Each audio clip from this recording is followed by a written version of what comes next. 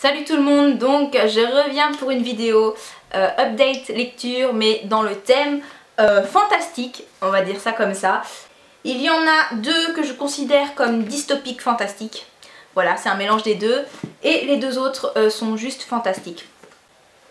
Dans le même thème qui est école fantastique, voilà. Je vais commencer par ça car ça ira beaucoup plus rapidement. Je vous présente donc le tome 2 de X-Hall. Je vous avais déjà parlé du tome 1 que j'avais dit n'avoir vraiment pas aimé. Et j'ai bien fait de persévérer. J'avais dit que je lirais le tome 2 et j'ai bien fait parce que ce tome 2 était mais génial. J'ai déjà acheté le troisième que je vais dévorer. Cette fois-ci on ne suit pas Sophie dans l'école des monstres et des... cette fois-ci on la suit chez son papa. Et il va se passer pas mal de choses, on va découvrir énormément de choses et là il y a vraiment beaucoup d'action et de suspense. Donc je vous le conseille finalement, voilà, je vous conseillais pas le tome 1, et bah finalement je vous conseille de lire ces livres et voilà. Ensuite je vous présente le livre Refuge, ce livre qui au final, je ne sais pas si je l'aime ou si je l'aime pas. C'est-à-dire que la moitié du bouquin j'ai détesté et la fin du livre j'ai adoré. Mais je me demande vraiment ce qui nous réserve dans les tomes prochains. Donc à la base ça parle de quoi? Ça parle d'une école de personnes avec des dons. Voilà tout simplement. Sauf qu'au final, eh ben, on va se rendre compte que ça parle pas que de ça et qu'il y a des personnages surnaturels dedans. Notamment des vampires et des loups-garous. Je vais vous lire donc le résumé.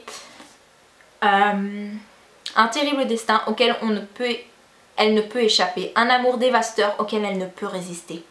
Violette est étrangement attirée par Winterhaven. Winterhaven, un internat qui semble receler bien des secrets. Quand elle apprend que tous les élèves sont différents, comme elle sait qu'elle n'aura plus à cacher son don de prémonition. Mais en faisant la connaissance d'Aidan, le plus mystérieux des garçons du lycée, elle découvre qu'une destinée funeste les unit. Jamais elle n'a pu empêcher ses visions de se réaliser. Cette fois, elle est prête à tout pour y arriver. Voilà, pas le meilleur des bouquins, mais pas mal vers la fin. Donc à mon avis, les tomes suivants vont être une tuerie. Mais celui-là m'a laissé perplexe. Maintenant, je vous parle donc des deux livres dystopiques fantastiques. Et je vais commencer donc par celui que j'ai préféré. Franchement, il fait partie de mes livres préférés tout court. C'est Red Queen. On en a énormément entendu parler et franchement je comprends pourquoi.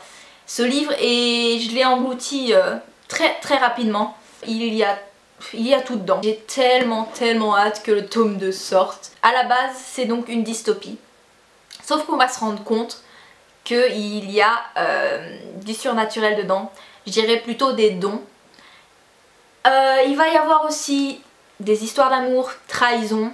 Et il y a énormément de suspense, donc c'est ça que j'ai adoré. Et encore à la fin du livre on a encore du suspense, d'où le fait qu'on veut savoir la suite. Donc je vous lis le résumé. Notre armée se lèvera aussi rouge que l'aube. Aussi rouge que l'aube. Les argents n'ont rien à craindre de nous, les rouges. Tout le monde le sait, nous ne sommes pas leurs égaux, même si rien ne nous différencie en apparence. Le seul signe distinct, extérieur en tout cas, et que les argents se tiennent bien droit, tandis que nous avons le dos courbé par le travail, l'absence d'espoir et la déception inévitable face à notre sort. Mar Barrow, une rouge de 17 ans, passe ses journées à voler pour subvenir aux besoins de sa famille jusqu'au jour où elle se découvre un pouvoir extraordinaire, digne d'un argent, et même d'un prince argent. Dans la prison dorée du palais d'Archéon, elle apprend la duplicité pour tenter de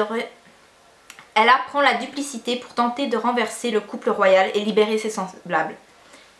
Alors ce livre je vous le conseille à 3000%, sincèrement.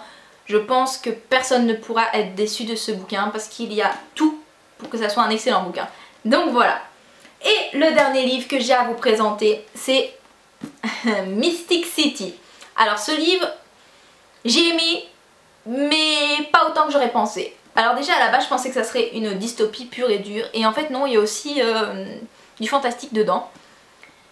C'est une histoire qu'on compare, enfin ils disent d'ailleurs Roméo et Juliette dans un New York futuriste hanté par une étrange magie. Et c'est vraiment ça, même si justement l'histoire d'amour m'a un petit peu agacée. ainsi que certains personnages. Je vous lis le résumé.